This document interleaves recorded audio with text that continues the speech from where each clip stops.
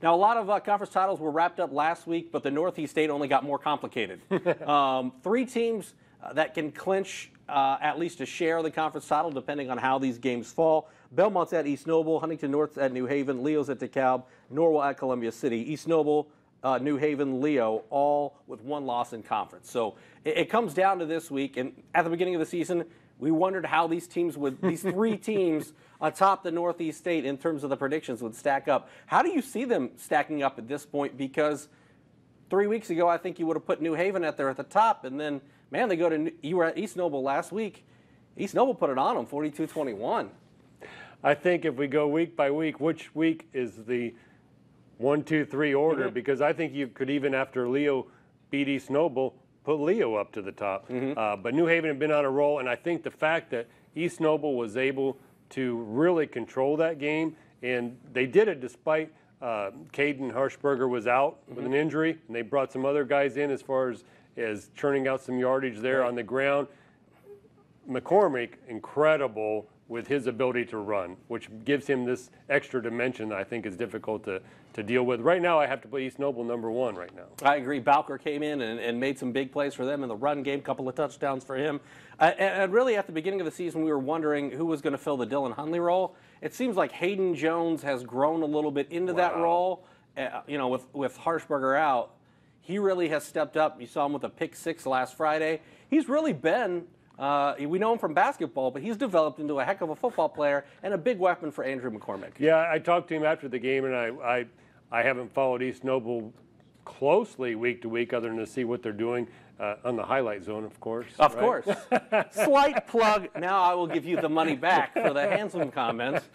Just money trading hands. Keeps going. But Hayden Jones talked to him after the game, and I was asking him about, okay, did you start as a defensive player, offensive player? And he goes, well, offensive, but, they're using me more defense. I mean, this is a sophomore, and he's just very, very athletic. And what he was able to do, had some tremendous catches in the offensive game, went up high for one that I remember in particular I thought was way too high for him to haul in, and he got it.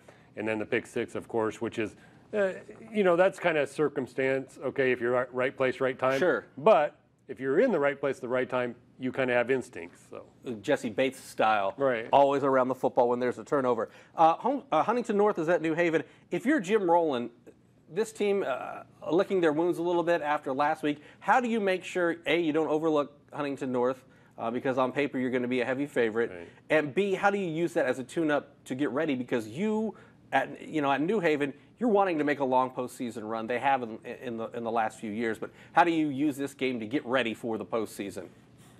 Well, first of all, I wrote one thing on my sheet here as I was looking over the games. Yeah. Bulldogs will be in a foul mood. That sums it up pretty well. And Jim Rowland will be in a foul mood this week as he gets his team ready. I think probably the key for him is to say, this is where we start, okay, not where we're finishing, okay? How do we come out in our last game of the season because we did not play well last week at East Noble?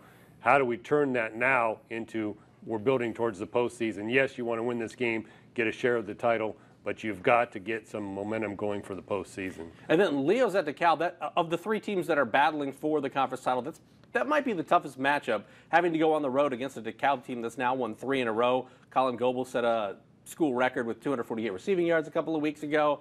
And it looks like they've settled in on Dunham at the quarterback position, and he's played well the last few weeks. How do you make sure that Leo is getting ready, and what is the message if you're Jared Souter to make sure these guys aren't already thinking about the playoffs and that they're focused here on Week 9 against a DeKalb team that is playing its best football of the season? Right, and I think if you look at Leo, I think Souter can sell the fact that here we can go claim a piece of this title we didn't think we were in position for before, okay? Because they beat East Noble. He's going to be able to say, okay, look at what East Noble did against New Haven. We could have beat New Haven. It was an overtime game, came down to a 2-point game at the end. I think Leo is probably in the best position to go out and finish this season off the regular season very strong.